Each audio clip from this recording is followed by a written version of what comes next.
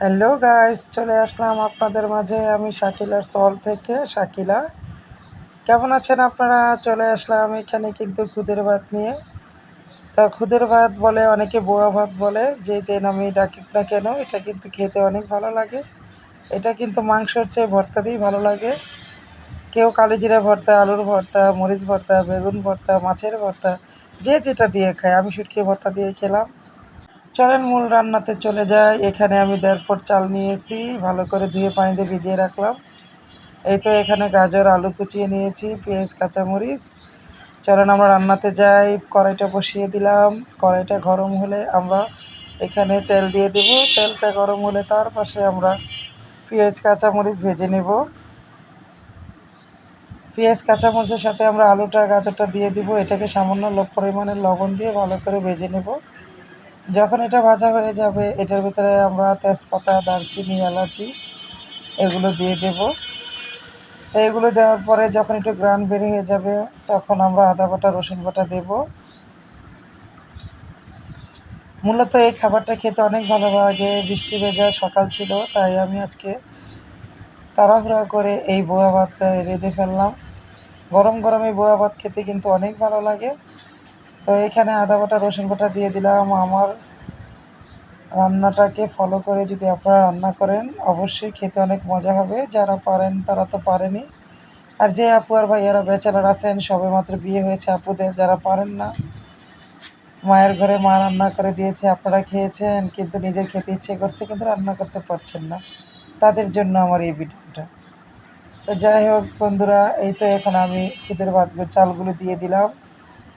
চালগুলি ভালো করে ভাজা ভাজা হয়ে গেলে আমি যে কাপ দিয়ে আমি চাল মেপেছি, সেই কাপ হোক, পট হোক আর গ্লাস হোক, যেটা দিয়ে দিবেন চাল, যতটুকু চাল দিবেন তার ডাবল পানি দিবেন। যেহেতু এটা পোলার চাল না, এটা সিদ্ধ চাল, তাহলে এটা খুব সুন্দর ঝরঝরে হয়ে যাবে, সিদ্ধ হয়ে যাবে। তা আমরা পানিটা দিয়ে দিলাম। এটা ফুটার আশা থাকবো। আমরা পাশে কিন্তু কাঁচামরিচ ভেজে নেব। এই তো কাঁচামরিচগুলো তাওয়ায় দিয়ে দিলাম ধুয়ে। এগুলো আস্তে আস্তে ভাজবো। সাথে আমাদের চালটা ফুটে এসেছে। আমরা এখানে একটু কেওড়া জল দিয়ে দিব, একটু স্বাদ বাড়ার জন্য, মানে ফ্লেভারটা ভালো আসার জন্য। এটা স্কিপ করলেও পারেন, যার আছে সে দিবেন, যার নাই দরকার নাই। তো এই তো আমি আধা মুখার মতো কেওড়া জল দিয়ে দিলাম একটু স্মেলের জন্য। আমাদের পাশে মরিচগুলো কিন্তু ভাজা হয়ে গেছে। আর ওখানে কিন্তু ওটা আমরা দমে দিয়ে দেব ঘড়ি ধরা 15 মিনিটের জন্য। এই তো শুটকিগুলো টেনে নিচ্ছি। এগুলো হাতে বানানো শুটকি, সুন্দর করে কেটে মাথাটা ফেলে দিয়ে শুকানো হয়েছে।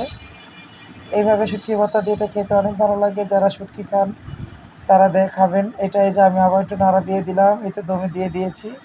এখন আর 5 মিনিট দেব। 15 মিনিট পর আর 5 মিনিট দেওয়ার পরে এখন আমরা ভর্তাটা বেটে নেব। ভর্তা বাড়তে বাড়তে আমাদের ওটা হয়ে যাবে। তো আমরা মরিচটাকে লবণ দিয়ে বেটে নিচ্ছি। তারপর আমরা শুটকিটা দিয়ে শুটকিটা বেটে নেব।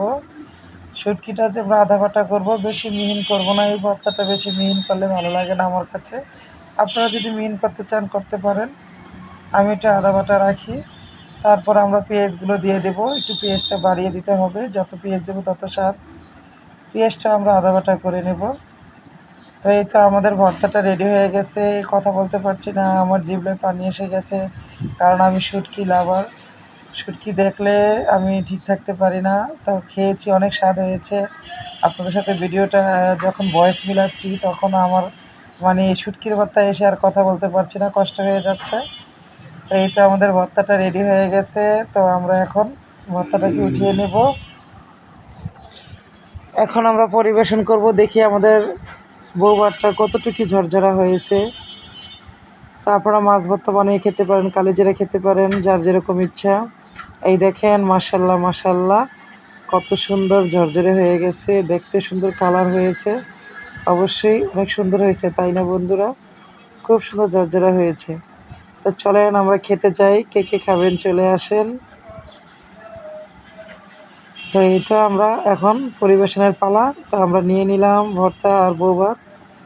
খেতে যা হয়েছে বন্ধুরা, গরম গরম বউভাতের সাথে শুটকির ভর্তা দিয়ে খেতে সেই লাগে। আপনারা শুটকির ভর্তাতে অনেকে ধন্যপাতা, রসুন দিতে পারেন, আমি দিলাম না। আমার কাছে ফ্লেভার শুটকির কমে যাবে বিধায় আমি কিছুই দিলাম না। তা আমরা অনেকভাবে করতে পারি। কেমন হয়েছে আমার ভিডিওটা অবশ্যই কমেন্টে জানাবেন।